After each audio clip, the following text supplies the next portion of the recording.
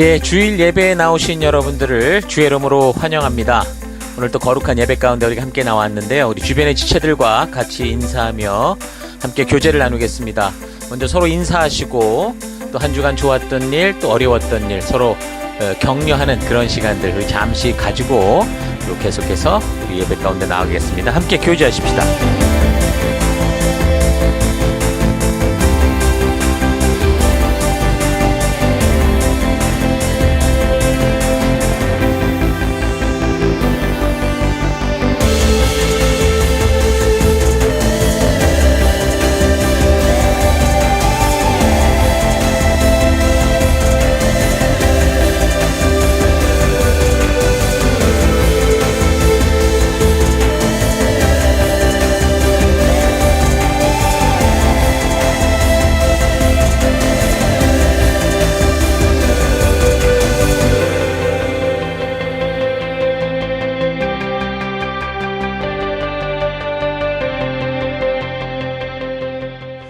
예, 이제 우리가 예배 가운데 나아가기 전에 우리 잠시 지난 주간 우리의 삶들을 되돌아보십시다.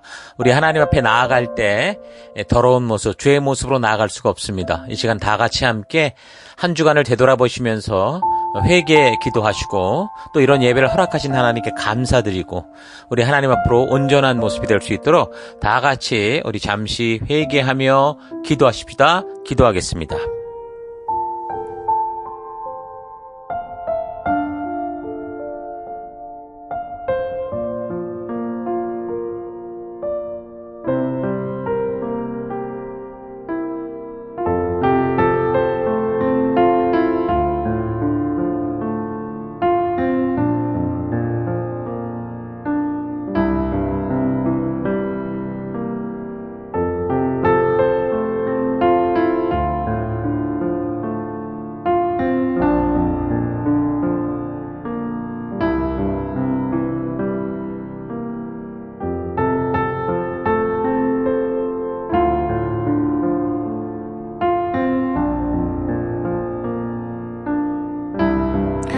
하나님, 지난 한 주간 은혜와 사랑으로 지켜주신 하나님을 찬양하며 감사드립니다. 우리가 주의 사랑으로 살면서도 늘 부족했고 또 욕심과 타협하며 살아왔던 삶을 회개합니다. 하나님, 주의 은혜로 회복되기 원합니다. 참된 예배자가 되며 복음의 증인되기 원합니다. 하나님, 이 시간 우리가 예배로 나아갑니다. 우리 예배를 받아주옵소서. 예수님 이름으로 기도했습니다. 아멘. 자, 이제 다 같이 우리가 함께 주일 우리 찬양과 경배로 나아가겠습니다. 할렐루야!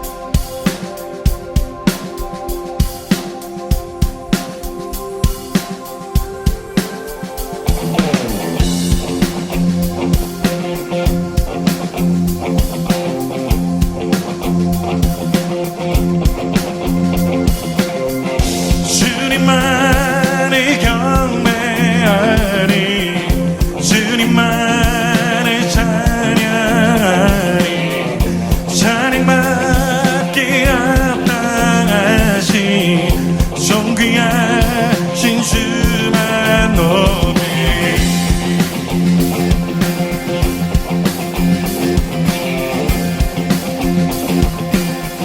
경배하리.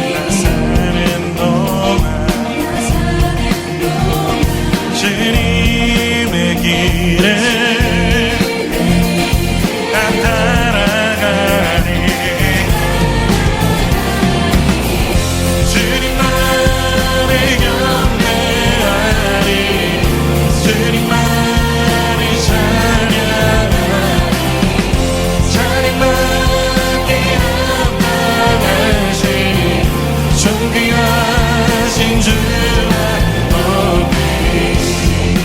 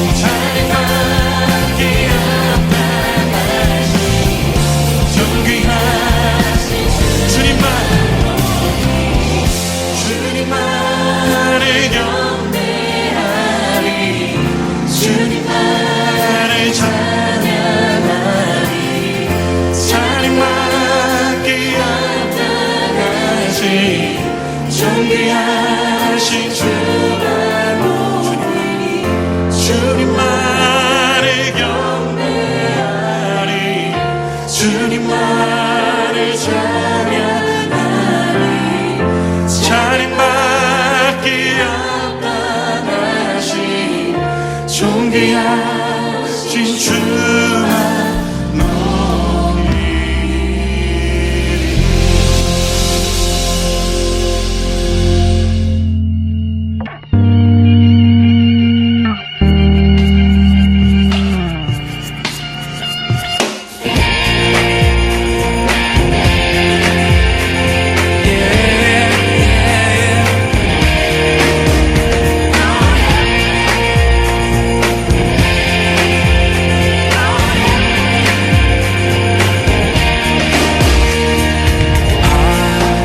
Just want to love.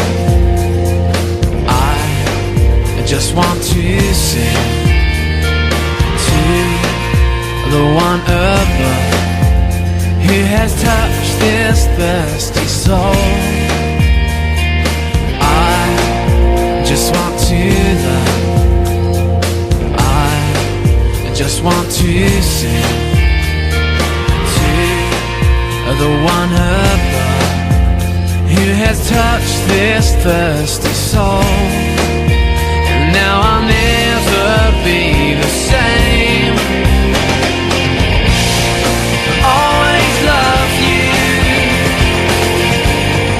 always sing to you, Jesus.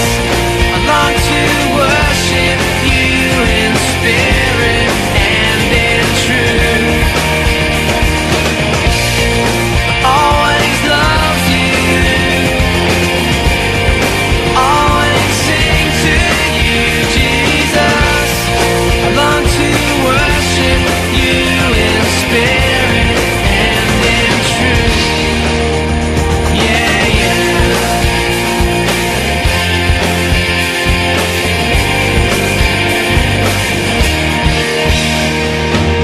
Every day I'll come, spend my life with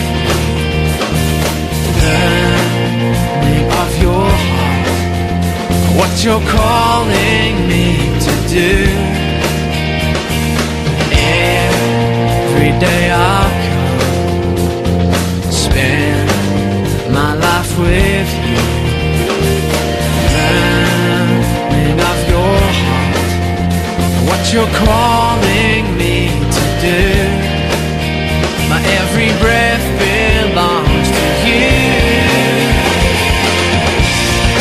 Always love you, always sing to you, Jesus. I long to worship you in spirit and in truth. Always love you,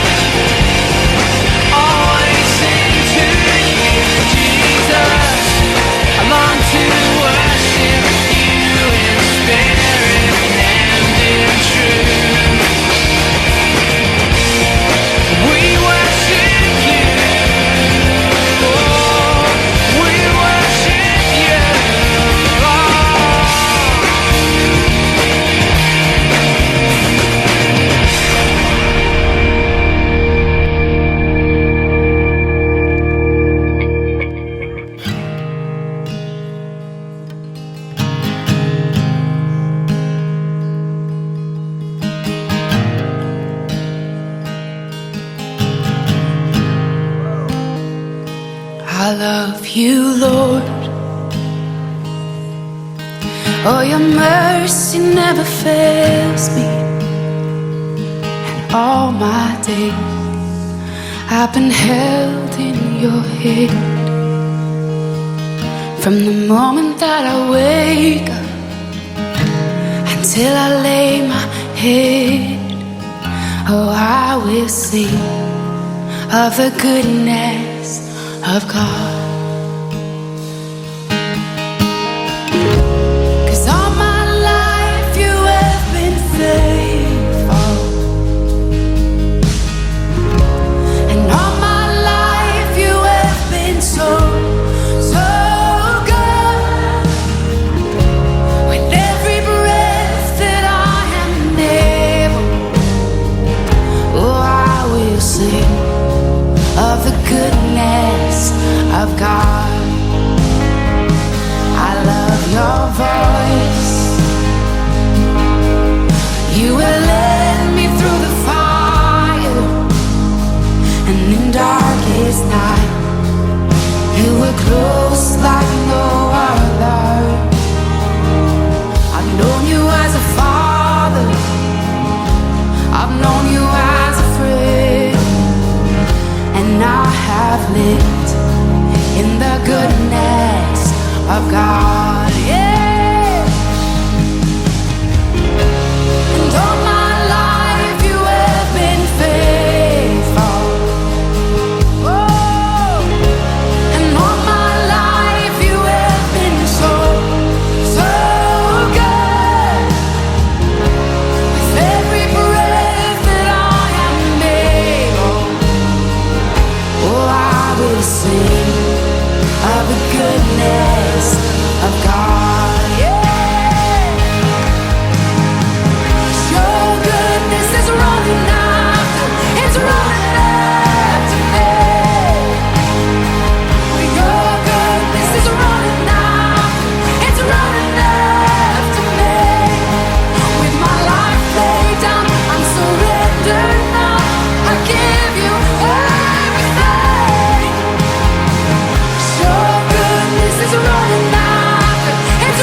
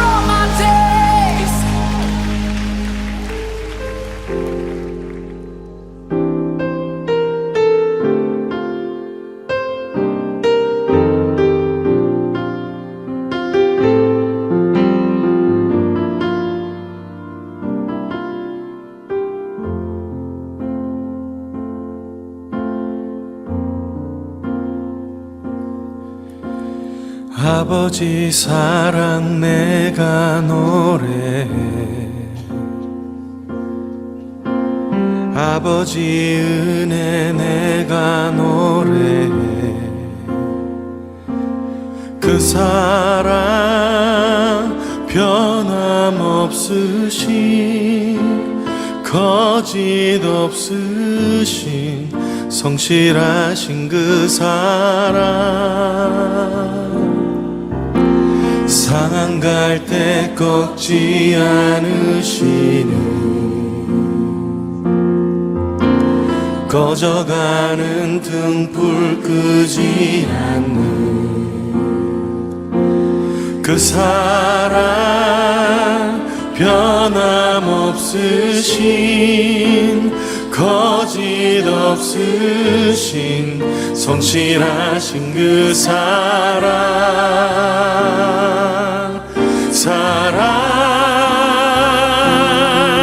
그 사랑 날 위해 죽으신 날 위해 다시 사신 예수 그리스도 다시 오실 그 사랑 죽음도 생명도 천사도 하늘의 어떤 권세도 끊을 수 없는 영원한 그 사랑 예수 아버지 그 사랑을 다시 한번 찬양하길 원합니다. 아버지 사랑 내가 노래해 아버지 은혜 내가 노래해 그 사랑 변함없으신 거짓 없으신 성실하신 그 사랑 상한 갈 때 꺾지 않으신 꺼져가는 등불 끄지 않는 그 사랑 변함없으신 거짓 없으신 성실하신 그 사랑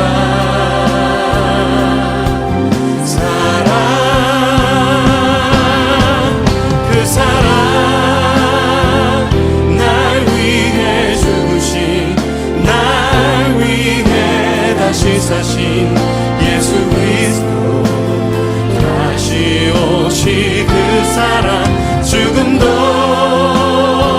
생명도 천사도 하늘의 어떤 권세도 끊을 수 없는 영원한 그 사랑 그 사랑 그 사랑 날 위해 죽으신 날 위해 다시 사신 예수 그리스도 다시 오실 그 사랑 죽음도 생명도 천사도 하나님 하늘의 어떤 것에도 십자가의 사랑으로 우리를 붙드신 주님 영원토록 주님 찬양합니다. 그 사랑 나 위해 죽으신 날 위해 다시 사신 아멘 다시 오실 그 사랑 죽음도 생명도 천사도 하늘의 어떤 권세도 끊을 수 없는 영원한 그 사랑 예수 그 사랑 날 위해 죽으신 날 위해 다시 사신 예수 그리스도 다시 오실 그 사랑 죽음도 생명도 천사도 하늘의 어떤 것에도 끊을 수 없는 사랑 예수 영원한 그 사랑 예수 영원한 그 사랑 예수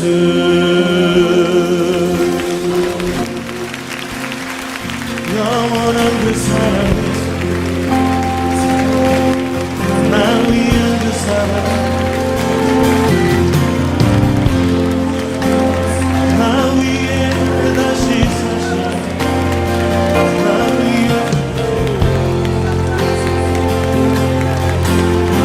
그 사랑 같아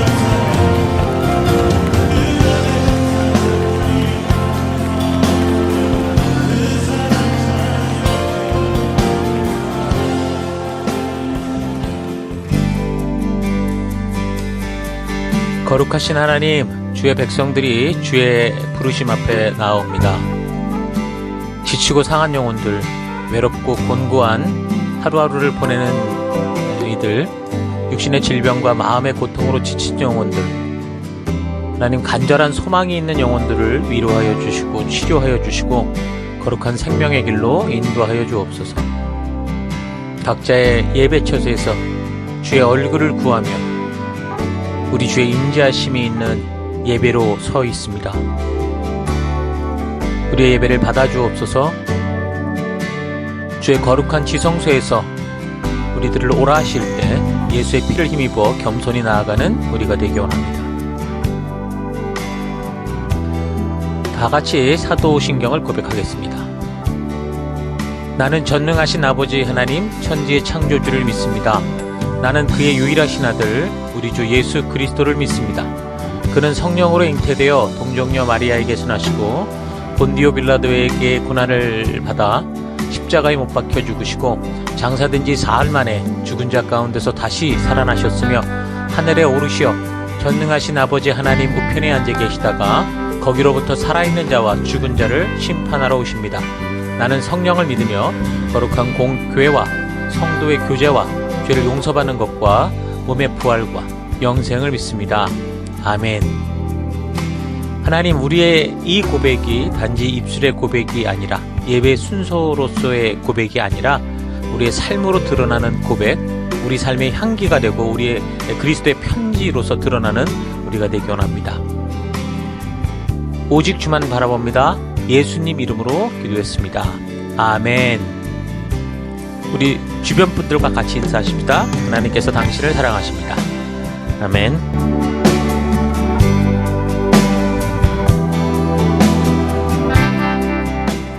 예, 6월 30일 우리 6월 마지막 주 또 우리 하나님 말씀 함께 살펴가도록 하겠습니다. 자, 이제 에스라서의 역사를 중심으로 살피기 시작했는데 이제 두 번째 시간입니다.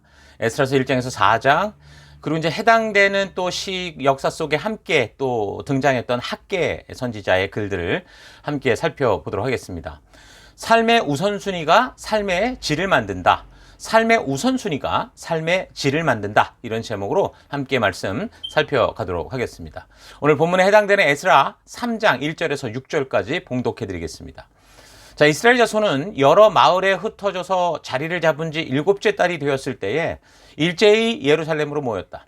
요사닥의 아들 예슈아와 그의 동료 제사장들과 스알디엘의 아들 스룹바벨과 그의 동료들이 모여서 하나님의 사람 모세의 율법에 규정된 대로 번제를 드릴 수 있도록 이스라엘의 하나님의 제단을 쌓았다. 그들은 그 땅에 사는 백성들이 두렵기는 하지만 제단이 서 있던 옛 터에 제단을 세우고 거기에서 아침 저녁으로 주님께 번제를 드렸다. 초막절이 되니 기록된 대로 그 절기를 지켰다. 그들은 또한 규례를 따라서 날마다 정해진 횟수대로 번제를 드렸다. 그런 다음부터 그들은 늘 드리는 번제 외에도 초하루 제사 때와 거룩하게 지켜야 하는 주님의 모든 절기를 맞이할 때와 주님께 자원 예물을 바칠 때마다 번제를 드렸다. 주님의 성전 기초는 아직 놓지 않았지만 그들은 7째 달 초하루부터 주님께 번제를 드리기 시작하였다. 아멘. 자, 지난주 살핀 에스라 서론 부분에서 에스라서와 관련된 이제 역사적인 배경들을 우리가 살폈는데요. BC 538년 페르시아의 고레스 칙령이 나기까지의 그 페르시아와 연관된 역사적인 배경들을 살폈는데, 그렇게 해서 BC 536년경에 스룹바벨 주도하에 이제 처음 5만여 명의 사람들이 예루살렘으로 돌아오게 되는 거죠. 그에 대한 내용이 바로 1장, 2장의 내용입니다. 자, 그리고 그 후에 일들을 또 살펴나가면 돌아온 사람들이 먼저 자기들이 살던 터를 찾았을 거고, 또 그곳에서 삶의 터를 만드는 일을 먼저 했겠죠. 일단 우리가 먼저 사회적 인프라가 어느 정도 삶의 개인적인 삶이 터가 잡혀야 그 다음에 어떤 일들을 할 수 있잖아요. 자, 그래서 3장 1절, 이스라엘 자손이 각자의 성읍에 살았더니, 그러니까 정착 위에 그렇게 이제 준비해 왔다는 거겠죠. 7째 달이 이르러 일제히 예루살렘에 모인지라. 자, 그리고 이제 도착한 해 그해 7개월이 흐른 후 함께 이제 다 같이 예루살렘에 모였다라고 말합니다. 성전의 제단을 그곳에서 먼저 세웠고, 그곳에서 번제를 드리고 절기를 이제 지키기 시작하는데, 자, 그러니까 가장 먼저 저들이 한 일은 뭐라는 겁니까? 물론 자신의 삶의 터를 만든 게 가장 먼저 일이지만, 하지만 그들이 뭔가 주신 사명을 위해서 가장 먼저 했던 일은 바로 예배죠. 그러니까 하나님과의 관계의 회복이었습니다. 그러니까 자기들이 살던 땅으로 왔지만, 하나님의 은혜로 왔지만 여전히 안전한 땅은 아니라 이미 자기들 대신 들어와서 살고 있던 사람들, 그런 사람들의 뭐 위협과 뭐 거절과 이런 게 있었기 때문에 위험했고 굉장히 두려운 그런 삶의 터였습니다. 자, 그래도 이들이 가장 먼저 예배를 회복하고 하나님이 주신 언약과 규례를 따라 살고자 하는 것이, 그러니까 말씀 그대로 하나님과의 약속대로 살고자 하는 것이 포로에서 귀환한 사람들이 재건축을 시작하기 전에 첫 번째 시작한 일이었습니다. 자, 그리고 이제 성전 건축을 위한 준비를 하고 3장 8절, 예루살렘에 있는 하나님의 성전에 이른 지 2년 둘째 달에 스알디엘의 아들 스룹바벨과 요사닥의 아들 예슈아와 다른 형제 제사장들과 레위 사람들과 무릇 사로잡혔다가 예루살렘에 돌아온 자들이 공사를 시작하고 20세 이상의 레위 사람들을 세워 여호와 성전 공사를 감독하게 하매 라고 말합니다. 그러니까 포로에서 돌아온 지 두 번째 해, 그러니까 BC 535년이 되겠죠. 그때부터 공사를 시작하면서 먼저 성전의 기초를 놓고 이제 말하자면 기공식을 하는데 너무 벅찬 마음이었던 겁니다. 그러니까 하나님의 그런 은혜와 역사로 말미암아 이런 일이 있을 수 없을 것 같은 그 일이 이제 벌어진 거 아닙니까? 그래서 그 은혜에 감사하고 찬양하며 축하를 벌이는 거죠. 근데 마치 그 출애굽 때 그 홍해가 갈라져서 그들이 극적으로 거기를 건너게 됐을 때 정말 하나님께 너무 감사하며 정말 기뻐할 수밖에 없었던 그 순간과 같았다고 볼 수 있는 거죠. 그래서 역사적으로 볼 때 바벨론에 의해서 BC 586년에 예루살렘 성전이 파괴되고 불타는 것을 목도하고 바벨론 포로로 잡혀갔던 사람도 있을 거예요. 그때 이 긴 세월이 지나서 이제 하나님의 은혜로 다시 그들이 그 다 폐허가 된 곳에서 다시 이제 하나님의 성전을 세워갈 수 있는, 다시 말하면 한 나라의 어떤 정착이 가능한 그런 시작이 되니, 그런 기공식을 하게 되니까 완전 나라가 망한 상태에서 70여 년이 지나, 성전 파괴로 따지면 50년이 지나서 이렇게 이제 성전을 세울 수 있으니 너무 감격하고 감동해서 바벨론 폴에서 우리를 돌리실 때 우리가 꿈꾸는 것 같았다, 이렇게 막 외치며 찬양하며 울면서 감개무량해하는 그런 모습의 이야기가 이제 3장의 이야기입니다. 정말 불가능해서 가능을 만드시는 하나님께 감격하고, 그래서 이제 힘차게 주신 사명 따라 이 공사, 성전 재건 공사를 시작하는데, 4장에서는 주변국이었던 사마리아의 이제 방해자들이 성전 공사에 자기들도 뭐 끼워달라 그랬다가 거절당하고 나서, 그러니까 뭔가 좋지 않은 의도를 가지고 자꾸 이제 해방을 하려고 했었는데 완전히 거절당하고 나서는 이제 거의 이제 노골적으로 해방을 하는 바람에 결국에는 이 방해가 성전 공사 중단으로까지 가는 그런 이야기들이 나옵니다. 그러니까 하나님께서 베푸신 놀라운 기적으로 지금 고국으로 돌아오는 거 아닙니까? 하나님의 은혜로 홍해를 건넜고 하나님의 은혜로 출 바벨론에서 이곳에 와서 드디어 성전을 짓기 시작했는데, 돕는 자가 아니라 오히려 방해자가 나타나서 하나님께서 하신 일들, 하나님이 하라 하신 일들이 지금 방해하고 위협하고 있는 겁니다. 자, 상황이 하나님의 은혜로 이게 벌어지는 것 같은데 이런 상황이라는 거예요. 그래서 우리는 이런 사실을 통해 우리가 좀 기억하고 좀 잘 생각해야 되는 것은 하나님이 보내신 곳에서 그리고 하나님 말씀대로 산다고 해도 그곳에 그렇게 산다고 대로가 열리고 이런 게 아니라는 겁니다. 거의 대부분 마귀의 반대와 방해를 만날 수 있다는 거죠.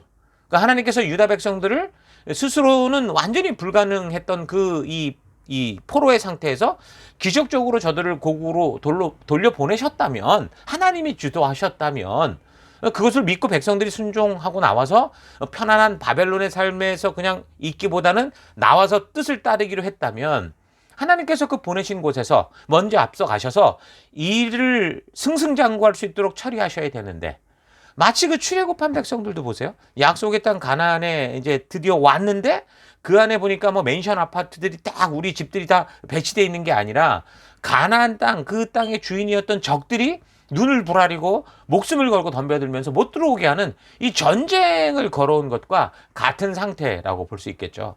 자, 그러니까 우리가 분명 하나님의 뜻을 알고 그 뜻대로 살아간다고 해도 우리는 얼마든지 반대를 넘어서 시비와 다툼에 휘말릴 수 있다는 겁니다. 그보다 더 나아가서 이게 하나님의 뜻이고 하나님의 나라를 일궈가는 길이기 때문에 마귀가 더 강하게 공격해 올 수도 있다는 거, 여러분 잘 기억하셔야 돼요. 그래서 여러분들이 지금 하나님의 뜻대로 각자 보냄을 받은 곳에서 열심히 살아가고 있는데도 뭔가 자꾸 무슨 어려움이 부닥치고 그런다고 한다면, 아, 이게 하나님의 뜻이 아닌가? 이렇게 생각하고 쉽게 포기하거나 그래서는 안 된다는 거죠. 전제가 있어요. 하나님의 뜻대로 좀 하고 있는데 방해가 있다. 이거는 하나님의 뜻이 아닌가? 그게 아니라는 거예요. 마귀가 이렇게 방해하는 것 보니까 이거 정말 하나님의 뜻이 맞구나. 내가 제대로 가는구나. 오히려 그렇게 보는 게 더 맞겠죠. 그래서 우리는 보냄받은 그곳에서 하나님 말씀대로, 말씀의 가치대로 이 다니엘처럼 싸우고 이겨 나가야 되는 겁니다. 그래서 성도는 의로운 일, 바른 사명의 길을 걷다가 당하는 그런 박해들, 그런 방해들, 이런 것들을 두려워하지 말아야 돼요. 자, 그래서 하나님의 전적인 은혜로 기적적으로 예루살렘으로 돌아와 성전을 짓다가 그렇게 이제 주변국들의 방해를 받아서 성전 재건축이 중단되면서 이게 세월이 15년이라는 세월이 이제 흘러가게 됩니다. 그러니까 하나님의 뜻대로 행하는 곳에서 자신을 반대하고 대적하는 세력을 만날 때 하나님이 주신 사명대로 사는 것을 포기하지 말았어야 되는데, 유대 백성들이 거기서 이제 자꾸 좌절하고 포기하고 그러다 보니까 자꾸 이게 때가 아닌 거 아니냐, 이런 식으로 하면서 멈춰버렸다라는 거죠. 여러분들은 어떤 것 같습니까? 우리도 교회 속에서, 우리 삶 속에서 하나님의 뜻대로, 부르심대로 살아가는 일들을 살아감에 있어서 우리가 반대하는 사람들도 만나게 되고 뒤에서 뭐 딴소리하는 사람들도 만나게 되고 그럴 때 여러분 어떻습니까? 우리 사람을 미워하고 원망할 필요는 없지만 절대로 지금 분명히 이게 하나님이 주신 그 우리를 향한, 우리를 부르신 길이라고 한다면 이 길은 포기되어져서는 안 되는 거죠. 예, 잠시 쉴 수는 있을 거예요. 그러나 포기할 수는 없다라는 거죠. 아무튼 그래서 유다 백성들은 상황과 환경을 핑계로 결국은 이 상황이 이제 이런 이 상황 속에 자기들이 이겨갈 어떤 그런 용기와 이게 부족하다 보니까 때가 아닌가 보다, 이렇게 하면서 성전 짓는 사명을 뒤로 미뤘던 거죠. 그러니까 하나님과의 관계를 뒤로 미루기 시작하는 겁니다. 그러면 당연히 급한 생존의 문제, 생존 속에서 좀 더 잘 살고 싶은 이런 문제로 빠져들 수밖에 없는 겁니다. 오늘 우리의 모습도 거의 똑같은 거예요. 그리스도의 은혜로 구원받은 우리가 이제 정말 부르심 따라 나아가자고 하다가 상황과 주변의 어려움들을 만날 때 우리도 모르게 조금씩 타협하고 그러다가 이제는 늘 하나님의 뜻은 뒤로 미뤄져 있는 상태로 항상 제2순위죠. 그래서 1순위는 우리의 생존과 좀 더 잘 사는 문제, 좀 더 즐기는 문제, 이런 것으로 빠져 있는 겁니다. 생각해 보세요. 이들이 돌아왔다는 건 왜 때가 아니었겠습니까? 하나님의 때니까 돌아왔던 거 아니에요? 하나님이 때가 되었기에 그 놀라운 기적으로 그 불가능 속에서 가능을 만들어내어 조국으로 보내셨는데 왜 때가 아닙니까? 자, 그런데 어쨌든 그 당시 스룹바벨을 비롯한 리더들이나 또 백성들이 당장 현실 속에 있는 이 문제를 감당하기 어렵고 힘들고 또 현실이 두렵고 많은 사람들이 의지를 가지고 하려기보다는 자꾸 이제 이렇게 마음이 흩어져 가니까 이걸 믿음으로 정말 뚫고 가려고 하기보다는 그냥 때가 아닌 것 같다, 이런 식으로 하면서 스스로 이제 이렇게 자꾸 이제 무마시켰던 거죠. 하나님께서는 때가 돼서 지금 저들이 만들 수 없는 불가능한 그 길을 열어 내보내셨는데 이 사람들은 때가 아닌 것 같다 그러면서 지금 핑계를 대고 주저하면서 그 시간이 얼마 지나간 거예요? 15년이 흘러가기 시작하는 겁니다. 여러분 생각해 보세요. 제가 우리 아들에게 야 이거 좀 해달라고 뭘 맡겼는데 15년 동안 그걸 안 하고 있다. 그걸 핑계를 대고 있다. 그럼 어떻겠습니까? 이런 걸 보면 또 우리 하나님은 어지간하면 어쨌든 그 백성들에게 일일이 꼬치꼬치 잘 말씀을 하시지 않는 것 같아요. 이게 하나님의 방치가 아닙니다. 하나님은 우리를 향한 무한한 신뢰를 가지고 기다려 주시는 거예요. 당신의 뜻을 밝히셨으니 그들이 스스로 믿음을 가지고 약속 가운데 행하기까지 돌아오기까지 오래 참으시는 하나님이십니다. 그러니까 하나님은 막 그냥 말하고 싶어서 막 안 달라고 그런 분이 아니에요. 어지간하면 말하지 않아요. 물론 말하지 않는다고 아무 말도 안 하는 게 아니에요. 갈 길을 제시하고 나아갈 바를 알게 합니다. 그리고는 스스로 하기를 기다려 주시는 분이신 거죠.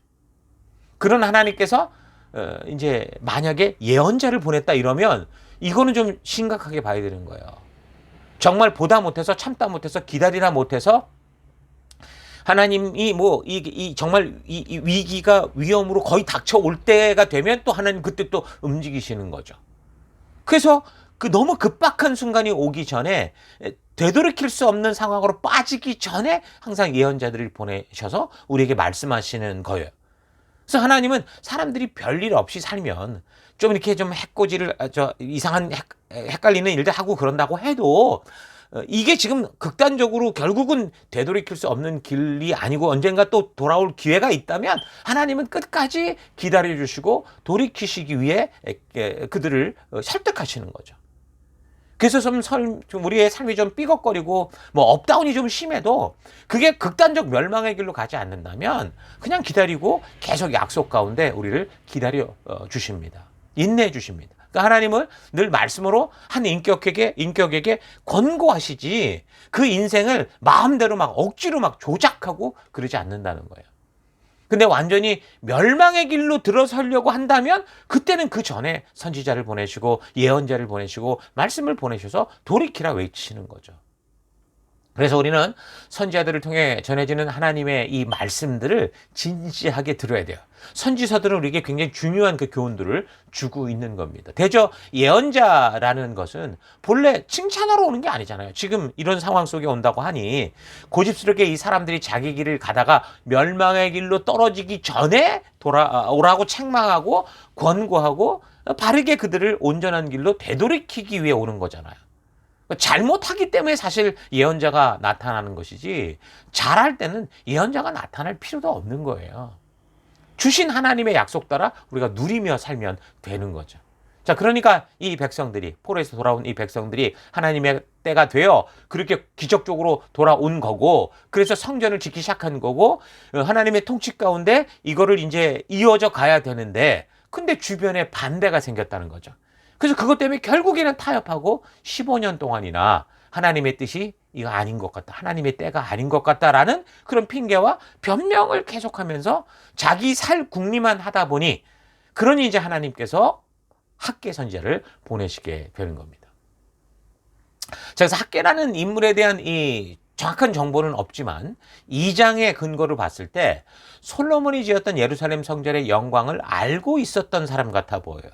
그리고 뭐 리더들을 막 책망하는 이런 위치에 있는 걸 봐서 당시에 이 학계의 연세가 적어도 80세 이상은 되지 않았을까 추정해 볼 수 있죠. 1차로 포로로 잡혔다면 BC 605년이었을 건데 그때 태어난 것으로 봐도 다리오 왕 제2년에 부름을 받은 것으로 계산해 보면 85세예요. 그러니까 10대에 포로가 되었다고 하면 거의 뭐 100세가 됐을 수 있는 그런 분이셨죠. 자, 그렇다면 그는 나라의 패망을 목격하고 완전히 노예가 되어 이 회생불가 상태에서 하나님께서 정말 놀라운 이 출애굽과 같은 역사로 이 백성들을 고향 본국으로 돌아보내는 이 출바벨론의 기적을 경험하며 1차 포로 귀환 때 아마 돌아온 인물이지 않을까 그렇게 보는 겁니다. 자, 그리고 학개서는 2장짜리예요. 아주 짧게 되어 있어요. 근데 이 내용 안에는 사명을 잃어가고 자꾸 삶으로 이렇게 핑계와 변명 속에 빠져들어가는 이 백성들에게 주신 부르심으로 나아가자. 그러니까 성전 재건에 도전을 주고 온전한 성도로서의 삶의 우선순위를 알게 하고 그 우선순위를 따라 살아갈 수 있도록 인도하는 아주 짧고 강한 말씀을 전하는 겁니다. 자, 그래서 내용을 보면 1장 1절. 다리오 왕 제2년 여섯째 달 곧 그 달 초하루에 여호와의 말씀이 선지자 학개로 말미암아 스알디엘의 아들 유다 총독 스룹바벨과 여호사닥의 아들 대제사장 여호수아에게 임하니라 이렇게 말합니다. 그러니까 여기서 말하는 다리오 왕은 페르시아의 그 네 번째 왕 다리우스 히스타페스를 말하는 겁니다. 근데 지난주에 우리가 에스라서를 이게 세밀히 좀 지난 주간 동안 읽으셨던 분들은 이 왕의 도표를 보면 에스라 4장에서 보면 좀 틀린 부분을 여러분이 볼 수 있을 거예요. 에스라 4장 23절에 뭐라고 나왔냐면 아닥사스다 왕의 조서 초본에 이렇게 이제 이 성전 중단을 하라 그랬다고 하고 24절 이에 예루살렘에서 하나님의 성전 공사가 바사 왕, 그러니까 페르시아 왕 다리오 제2년까지 중단됐다 이렇게 얘기를 합니다. 자, 근데 여러분 지금 화면 왼쪽에 나오는 연대표를 잘 보면 아닥사스다 왕은요 다리오, 그러니까 다리우스보다 뒤에 나오는 왕이에요. 자, 그렇다면 분명 여기에 뭔가 이름이 잘못 기재된 걸 알 수 있겠죠. 그러니까 에스라 4장에 페르시아 왕의 기록이 지금 혼돈되고 있는 거예요. 이건 아마도 아닥사스다라는 호칭이 왕들을 부르는 일반적 명칭, 그러니까 이집트 같은 경우 다 바로 왕이잖아요. 파로라고 그러잖아요. 파로라고 부르듯이 그런 호칭으로 부르는 것이 아니라면 이건 분명히 잘못 기록된 겁니다. 그러니까 성경에는 이런 부분이 종종 있다고 그랬고 이미 우리가 몇 군데 살펴오면서 우리가 확인을 했습니다. 에스라가 착각하여 잘못 적은 것인지 아니면 어떤 이유인지 아니면 이 성경이 적혀지면서 오해가 된 건지 정확히 알 수 없지만 역사와 연결해 볼 때 아닥사스다가 아니라 고레스의 아들 캄비세스 2세가 건축 중지 명령을 내린 게 분명하거든요. 이건 유대역 고대사에 나오는 요세푸스라는 사람이 적었던 이 역사서를 보면 알 수 있습니다.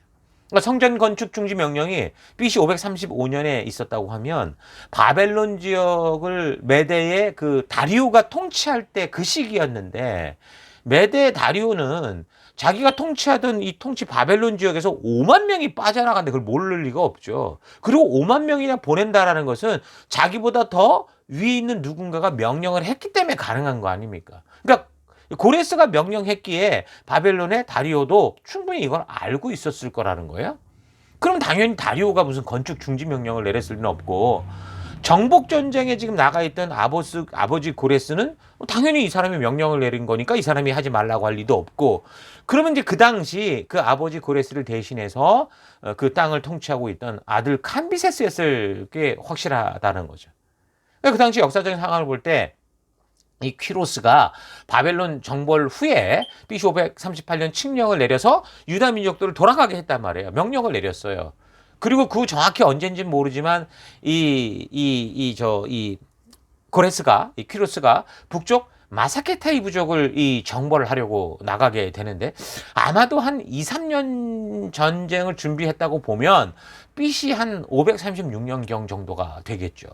헤로도토스의 기록에 의하면 이 마사케타이족과 전쟁을 위해서 국경선인 이제 강을 건너가기 전에 이 아들이었던 이 캄비세스 2세를 그 리디아의 왕이었던 크로이소스를 우리가 잡았잖아요. 그 퀴로스가. 그래서 자기의 모사로 썼다고 그랬는데 이 사람과 함께 고국으로 돌려보내면서 왕권을 좀 대신하여 좀 통치할 수 있도록 그렇게 이제 명령을 내립니다. 그래서 고대 시대 왕이 그 본토를 떠나게 되면 누군가가 통치자가 있어야 되니까 그 아들들이 보통 이제 후계자로 세워져서 전쟁 동안 그 이제 내부 정치를 감당할 수 있도록 그렇게 하지 않습니까? 아마 이렇게 그래서 고레스가 마사케타이 전쟁 준비로 바쁜 시기에 예루살렘 성전 재건을 둘러싸는 그런 암투가 지금 우리 살폈던 그런 게 있었고 주변에 반대하는 세력들이 투서를 써서 페르시아 왕궁으로 보냈을 건데 그 당시 대리 통치를 하던 이 퀴로스의 아들 캄비세스가 이 역사적인 어떤 거 확인 없이 그냥 투서 내용대로 믿고 그냥 공사 중지 명령을 내렸다. 이렇게 보는 게 이제 역사적인 상황들이 맞는 겁니다. 그래서 지금 이제 마사케타이와의 전쟁에 대한 얘기를 했는데 그 얘기를 좀 해보면 이 전쟁에서 이 고레스가 죽어요. 이 역사적인 배경을 보면 처음에 이제 퀴로스가 바벨론을 먼저 정복한 후에 그 다음에 이집트를 사실 먼저 정복을 하려고 했습니다. 근데 그 당시 이제 이집트 제26왕조였는데 다섯 번째 왕이었던 아마시스 2세라는 사람이 만만치 않았던 거예요.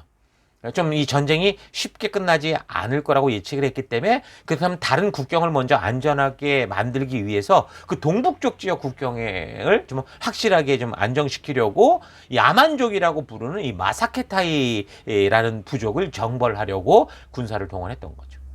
이 마사케타이 족속은요, 중앙아시아 지역을 무대로 유목 생활을 하던 그런 이 족속들이었습니다. 이들의 관습은요, 한 명의 아내와 결혼을 해요. 근데 아무나 아내들을 공유하는 그런 풍습이 있었고요. 그리고 사람이 늙잖아요? 그럼 친척들이 모여서 양이나 염소같이 이 늙은 부모를 죽여서 그 부모의 그 이 고기를 함께 삶아 먹는 이런 전통이 있었어요. 이게 너무 지금 생각하면 말도 안 되는 소리인데 그 사람들은 그렇게 죽는 게 인간의 마지막, 자기들의 마지막 행복한 죽음이라고 생각을 했어요. 그 죽어서 자녀들에게 먹히지 못하고 땅에 묻히면 그게 저주받았다 이렇게 생각했던 족속입니다. 근데 아무튼 유목민이어서 말을 아주 잘 탔고 활과 창을 쓰기도 했지만 대개 양날 도끼를 가지고 싸우는, 그러니까 완전히 신출귀몰하고 그야말로 이제 용맹한 부족이었던 거죠. 자, 그래서 고레스가 이제 이런 사실을 알고 정면 대결을 하려고 하지 않았어요. 작전을 통해서 이제 싸움을 했던 거죠. 이 마사케타족이 워낙 야생 생활 방식이다 보니까 정식으로 온전하게 요리된 음식을 먹어본 적이 거의 없는 거예요.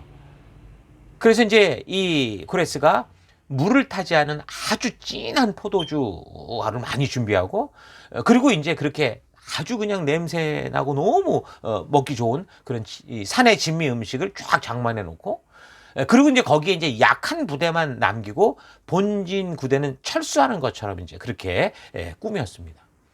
그때 이제 마사케타이 족속에 토미리스라는 여왕이었어요. 이 여왕의 아들이 군사 한 3분의 1을 끌고 야밤에 이제 거기를 급습했던 거죠. 그리고 뭐 약한 부대만 남았으니 이제 그 야만적인 사람들하고 싸워서 이길 수가 없었죠. 승리에 이제 도취돼 가지고 그들이 이제 남겼던 술과 또 너무 맛있는 냄새가 나는 이 요리들, 이거 그냥 진탕 먹고 즐겼던 거예요. 그리고 이제 이 진한 포도주였기 때문에 이거 먹고 다 골아 떨어져 버린 겁니다. 그래서 그때 이제 고레스가 군사를 다시 몰고 와서 다 이제 죽이고 젊은 왕자하고 많은 군사들을 이제 사로잡게 된 거죠.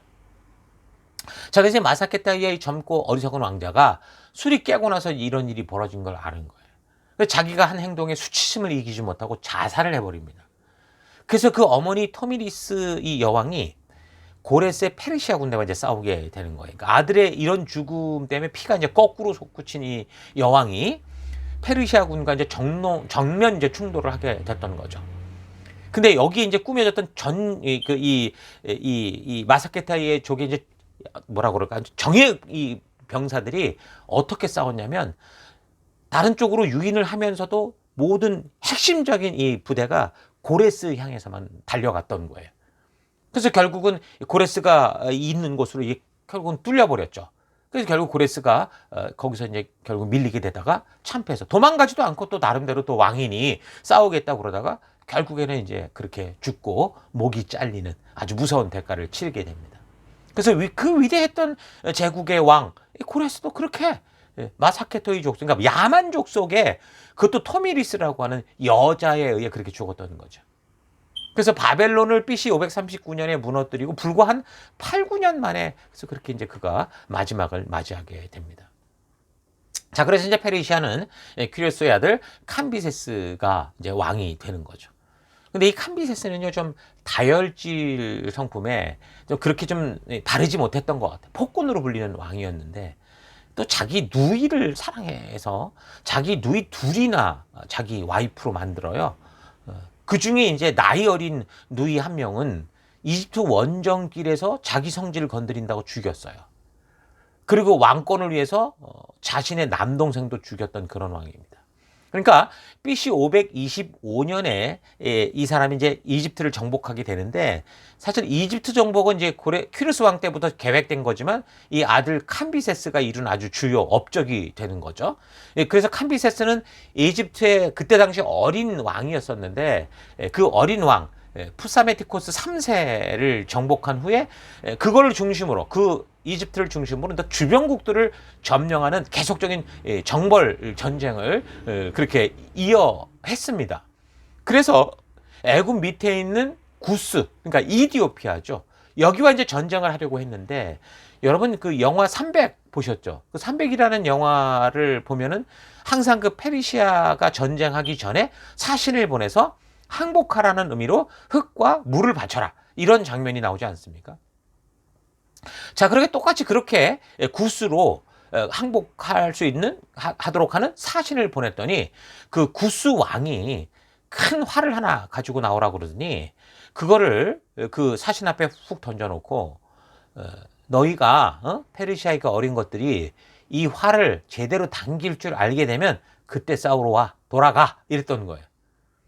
그 사신이 돌아와 이 말을 전하니 캄비세스가 그 말을 듣고 화가 나가지고 그 사신이 가져온, 야, 그 활 가져와봐. 당기려고 그러니까 안 당겨지는 거예요. 예전에 저도 그 팔에 힘이 약할 때, 뭐 지금도 아마 약하지만 활 시위를 당기는데 쉬운 게 아니더라고요. 근데 그게 보통이 아니었던 거예요. 전쟁용이고 그러니. 다른 신하들도 돌아가면서 해봤는데 거의 잘 안 되는 거야, 거의 다. 근데 그때 이제 그 옆에 그 동생이었던 스메리디스, 바르디아라고도 하는데, 어쨌든 스메리디스라는 사람이 뭐 무슨 그런 할이 있습니까 하면서 자기도 당겨봤는데 이 사람 쑥 당기는 거예요. 그러니까 다 놀란 거죠. 신하들이 보는 앞에서 이 캄비세스 왕도 안 되는 거, 거기에 무슨 장군이 눈이 다 해도 잘 안 된다고 그랬는데 자기 동생이 한다고 쉽게 휙 당기니까 이게 이제 완전히 어떻게 보면 참 창피한 거죠. 시기심이 생긴 거예요. 자, 그래서 이 사람이 이 동생 스메리디스를 본국으로 돌려보내요. 그러니까 내정 도 좀 살펴야 되니까 너 가서 좀 내정을 살펴라. 그리고 이제 보내게 됩니다. 그리고 이제 그 후에 이제 캄비세스가 전쟁을 준비하다가 꿈을 꿨는데 동생이 반란을 일으키는 꿈을 꾼 거예요. 그러니까 불안해지기 시작한 거죠. 그래가지고 자기 신복이었던 한 사람을 보내서 이 페르시아 수사까지 보낸 거죠. 수도까지 보내서 동생 스메리디스를 죽이게 합니다. 그게 헤로도토스 역사책에 나오는 얘기예요. 어찌됐든 그래서 구스에 갔던 사신들의 보고를 듣고 활 댕기는 해프닝까지 벌이고 캄비세스는 화가 머리끝까지 나서 이성 잃고, 그리고 이제 당장 구스로 진격하라 명령을 내렸던 거죠. 제대로 준비도 안 된 상태에서. 전혀 뭐 전후 상황도 파악하지 않고 그냥 감정적으로 이제 확 움직이기 시작하니까 금세 이제 군량이 떨어졌고, 나중에 이게 너무 심각해져서 병사들끼리 기록에 보면 그래요. 10명 중 1명을 제비뽑아 죽여서 그 사람을 잡아먹는 그런 일까지 벌어졌던 거죠. 그래서 결국 그 구스 땅에 가보지도 못하고 대부분의 군사를 그렇게 잃다가 결국에는 이집트로 되돌아오게 된 거예요. 자, 그런데 이제 얼마 있다가 본국에서 자기가 이제 신복을 시켜서 죽게 했던 동생 스메리디스가 황자가 됐다, 이런 반역의 소식이 들려왔던 거예요. 동생은 자기가 보낸 자기에게 서 분명히 죽은 걸 확인했는데 이런 소식이 들리니까 그럼 분명히 내란 같은 문제였을 거다라고 알고 급하게 이제 군대를 돌이켜 본국으로 달려가기 시작합니다. 그래서 헤로도토스의 기록을 참고해 보면 그가 시리아의 악바타나까지 왔다고 했는데, 이 악바타나는 사실 페르시아 영토에 있는 건데, 근데 아무튼 헤로도토스의 기록에 의하면 시리아의 악바타나까지 왔다, 그렇게 얘기를 할 때 보면 아마도 악바타나란 말이 시리아의 수도였던 다메스커스였을 가능성이 많다고 그렇게 볼 수 있습니다. 어쨌든 반란 세력을 토벌을 해야 되니 급하게 서둘러 올라가는 중인데 반역 소식이 확실하게 확인이 되니까 더 급하게 이제 막 군사들을 몰고 가려고, 자기도 이제 뭐 돌아가려고 말을 타다가 그 칼집을 보통 꽂아놓잖아요. 근데 칼집 끝에 이제 칼날이 나와 있었는데 그 튀어 있는 그 칼날에 허벅지가 퍽 찔린 거예요. 근데 뭐 아시는 것처럼 그때는 뭐 제대로 뭐 그 치료를 했겠습니까? 아니면 뭐 온전하게 뭐 소독을 했겠습니까? 그러니까 아마도 파상풍으로 보이는데 그 부상 때문에 허벅지가 곪기 시작했고 나중에 뼈까지 막 썩어 들어가면서 결국에는 그 사람이 이제 재위 7년 5개월 만에 아무 후손도 남기지 못한 상태로 그렇게 죽었던 거예요. 그러니까 퀴로스를 통한 그 왕조가 끝나는 거죠.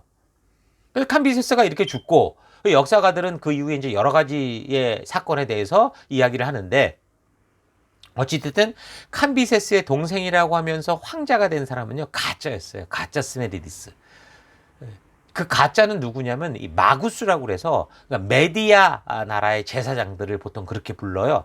근데 가우마타라는 사람이었는데 이 사람 이름이 마치 스메디디스하고 같았고 생김새도 거의 비슷해서 온 나라가 완전히 속았던 거죠.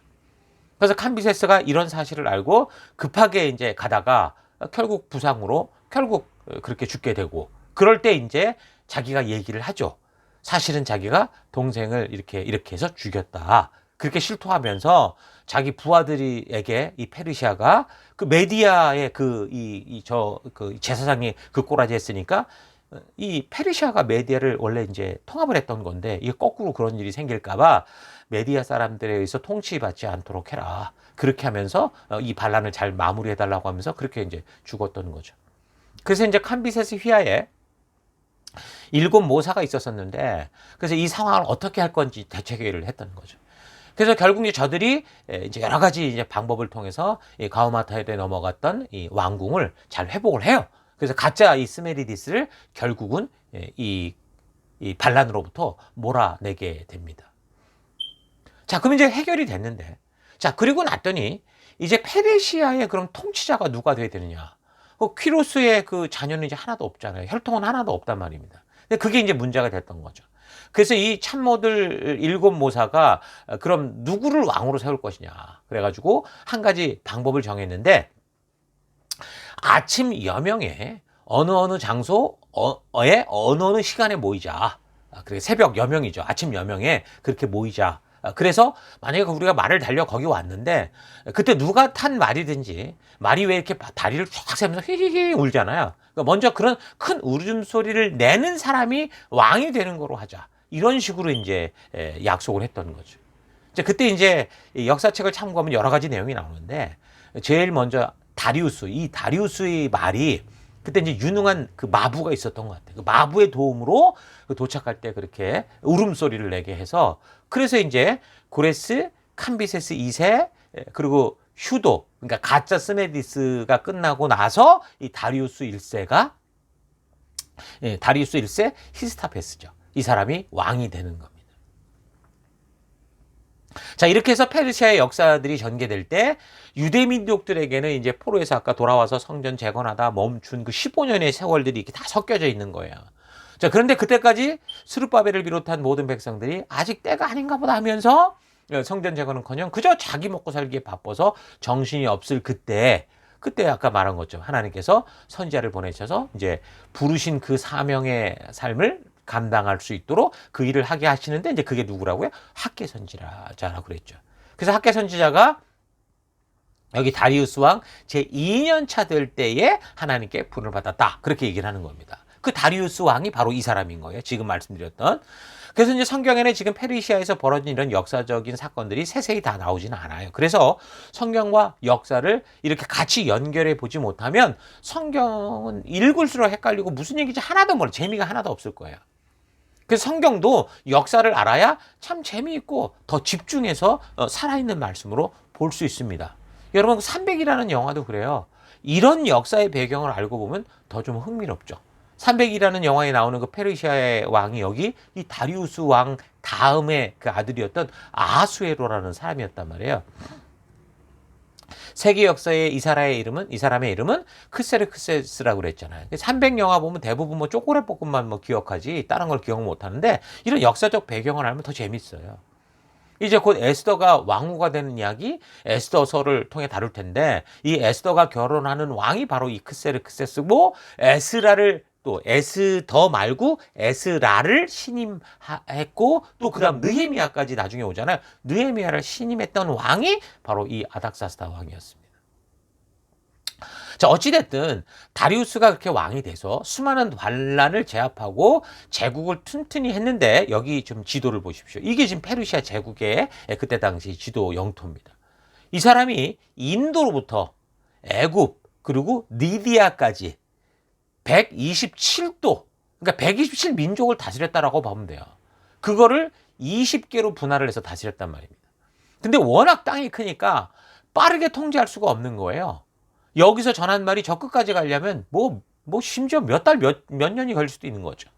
그래서 이제 이 사람이 비밀경찰 같은 어떤 감찰단을 곳곳에 파송해가지고 각도에서 이제 그 반란의 기미가 있는지를 좀 살피고 그 살핀 정보들을 빨리 지금 이제 이 왕궁으로 전할 수 있는 그런 시스템을 개발을 해요. 어떤 거였냐면 왕의 명령을 가진 파발마를 만들어서 이 수도였던 수사, 여기에서 리디아 지역의 사르디스까지가 2,700km인데 거기를 7일 만에 도달할 수 있도록 하는 연락망을 만들었어요. 과거에는 뭐 서너 달씩 걸리던 그 길을 일주일 만에 돌파하는 거 엄청난 거죠. 약 한 20km 단위, 그러니까 15마일, 그러니까 25km 단위로 끊었어요. 111개의 역참, 그러니까 말 정거장을 만든 거죠. 그래서 왕의 명령이 떨어지거나 어디서 뭔가 정보를 올려야 되면 그 파발마로 보내면 이 파발마가 25km당 거의 그냥 말이 죽을 정도로 달리는 거예요. 죽을 만큼 달려서 또 도착하면 거기서 또 그 다음 말이 또 죽을 만큼 달리고 해가지고 오늘날로 말하면 거의 길이가 2,700km의 정도의 엄청난 고속도로를 놓은 거나 마찬가지인 거죠. 그런 식의 일을 했었습니다. 자, 근데 이제 다리우스 같은 경우는 전쟁에 관한 업적들이 좀 미미해요. 먼저 그 트라키아 지방을 통해서 이 스키티아 지역이 이 흑해 위쪽인데 이 스키티아 민족을 정복하겠다고 올라갔습니다. 그리스식으로 이제 스키티아라고 하는데 페르시아나 뭐 인도식으로는 사카족이라고 부르고 성경의 그 골로새서에서는 스구디아인이라고 이렇게 명기되어 있습니다.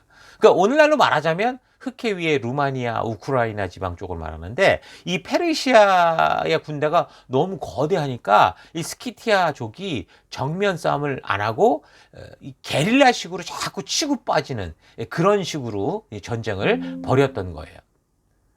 그래서 이제 이게 뭐 도저히 안 되겠으니까 치고 빠지면서 계속 도망만 다녀가지고 결국에는 이 다리우스가 한 번도 제대로 못 싸우고 그냥 손해만 보고 되돌아왔어요.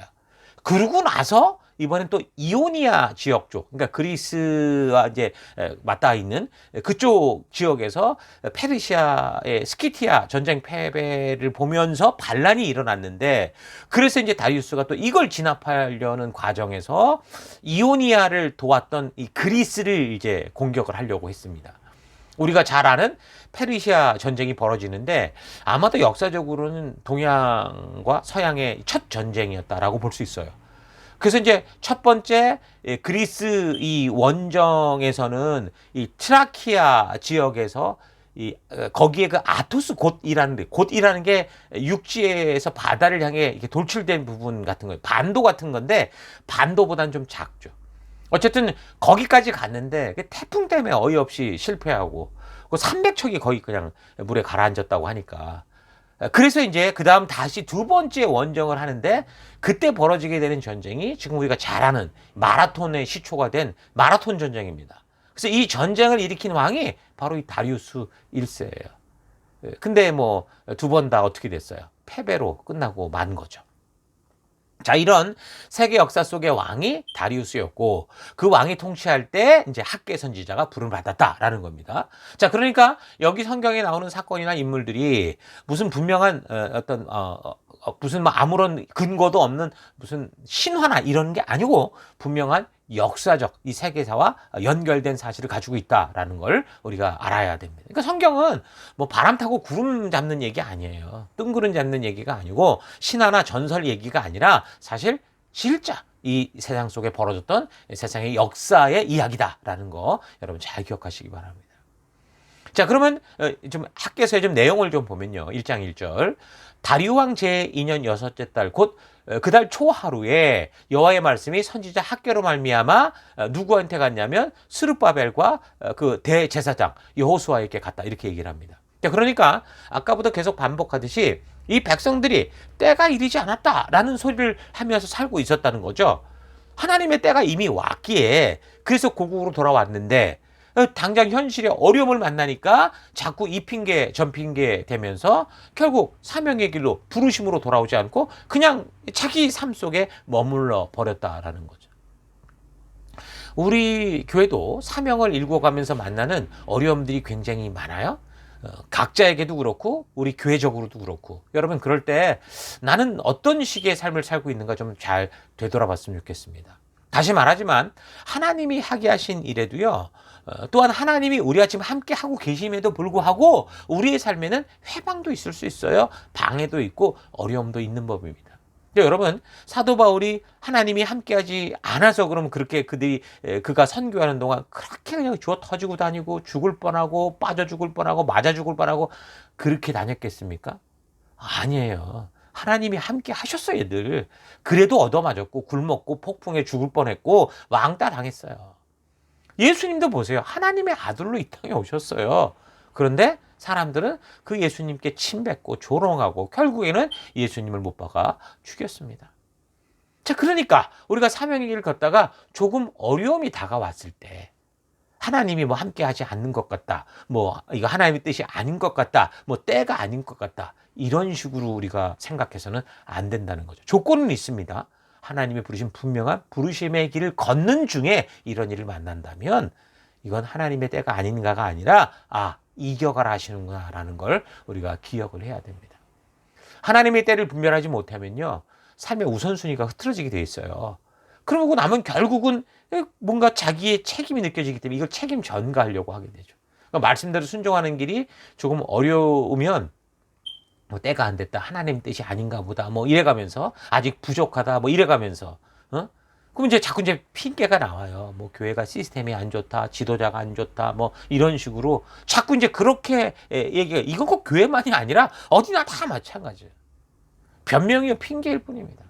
하나님의 때가 임했기 때문에 역사가 시작된 건데 내가 이곳에 존재하는 이유도 그런 거예요. 여러분과 제가. 하나님께서 이미 우리를 택하셨고 나를 찾아오셨고 나를 구원하여 우리가 구원함을 얻은 것이고 나는 부족하고 연약해도 이미 때가 되었기에 하나님께서 우리를 지금 이곳에서 이 교회 안에서 함께 부르신 사명 가운데 나아가라고 모아주신 겁니다. 이런 사명의 길은요 무슨 레드카페트가 깔려 있거나 뭐 카메라가 막 터지고 후레쉬가 터지고 그런 길이 아니에요. 사명의 길에서 벅참을 느끼게 될 때 그래서 우리가 피하려 하지 말고 하나님께 지혜를 구해. 하나님 우리를 보내셨으니 그분이 우리를 책임져 주신다는 걸 기억하고 그분께 지혜를 구하고 그분께 무릎 꿇고 우리 하나님 앞에 용기를 구하고 그리고 우리의 삶의 현장에서는 진정으로 말씀의 가치를 따라 비록 죽으면 죽으리라라는 에스더의 각오처럼 그리 아니하실지라도 라고 하는 다니엘과 친구들의 각오처럼 그런 믿음의 길을 우리가 살아가야 되는 거 잊지 마십시다. 자, 그래서 3절 여호와의 말씀이 선지자 학개에게 임하여 이르시되 이 성전이 황폐하거늘 너희가 이때에 판벽한 집에 거주하는 것이 옳으냐 너희는 너희의 행위를 살펴라 이렇게 얘기를 합니다. 그때는 구멍 뚫어진 전대에 넣음같이 너희가 그렇게 생존하며 살아가는데 그게 구멍 밑 빠진 독에 물 붓는 것처럼 되는 이유가 바로 여기 있다라고 하죠. 그러니까 이거는 가난할 수밖에 없다라는 말보다 돈도 이전보다 더 벌었고 아무래도 뭐 열심히 벌면 그렇게 되겠죠. 뭐 그 먹는 것도 좀 나아지고 뭐 주거 환경도 좋아지고 그런 것 같지만 근데 욕심이라는 함정에 빠져서 이게 아무리 가져도 먹어도 입어도 만족함이 없는 그런 상태를 말하는 거예요. 겉으로 볼 땐 뭐가 나아져 보일 수 있는데 근데도 뭔가 늘 부족해. 이만큼이면 될 거라고 생각했는데 그걸 가지니까 또 다른 부족함이 보이고 이런 상태. 다 오늘날 우리 시대에 이 시대의 모든 사람들이 살아가는 그런 모습 아닙니까? 전부 다 조금만 한 번만 딱 한 번만 이 병이에요 병. 이게 욕심의 모든 것이죠. 조금만 한 번만 더. 이런 모습이었던 겁니다. 그 당시도. 그래서 7절 만군의 여호와가 말하노니 너희는 너 자신의 행위를 살펴라. 그리고 뭐라고 말씀하시냐면 너희가 다른 핑계 대지 말고 너희 산에 올라가서 나무 가져다가 성전 건축해라. 그러면 내가 그것으로 기뻐하고 또 영광을 얻겠다. 이렇게 말을 하실 정도인 거죠.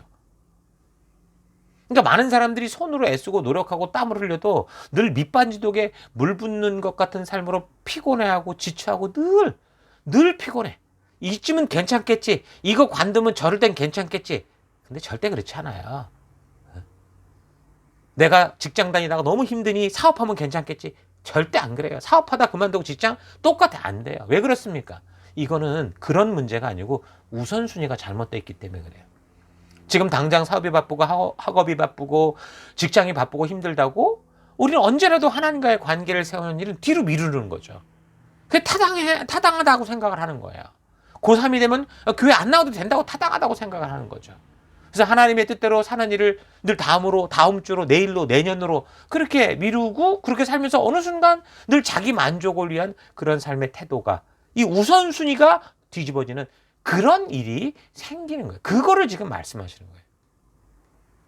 그래서 오늘 학계 선지자를 통해 말씀하는 거는 여러분의 삶에 뭐라는 거예요? 구멍이 났다는 거죠.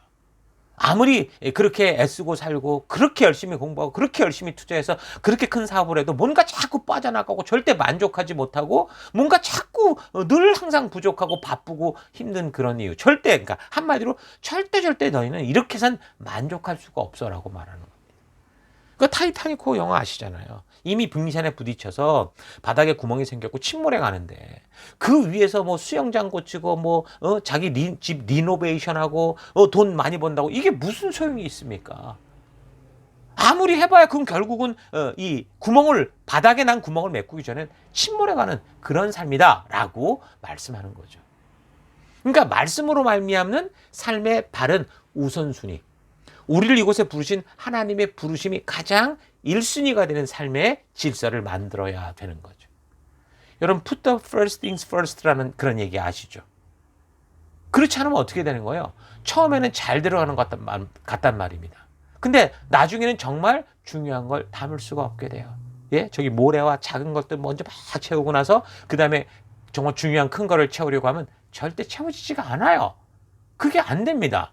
그러니까 하나님의 말씀은 정말 우리에게 가장 우선순위로 중요한 큰 삶의 덩어리인데 이걸 늘 뒤로 미루고 작은 것부터 하겠다고 막 이렇게 살아가는 거죠. 그러면 결국에는 밑빠진 독에 물 붓는 시기. 이게 채워지지 않는 게 된다는 거죠.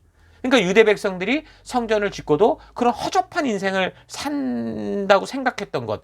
이곳에서 하나님 나라를 이룬다고 생각한 게 아니라 자기들은 늘 뭔가 부족해 이렇게 살았던 거는 저들이 포로에서 돌아온 하나님의 그 극적인 은혜로 돌아온 후에 하나님께서 말씀해 주신 그 사명이 뒤로 빠져서 그런 거예요.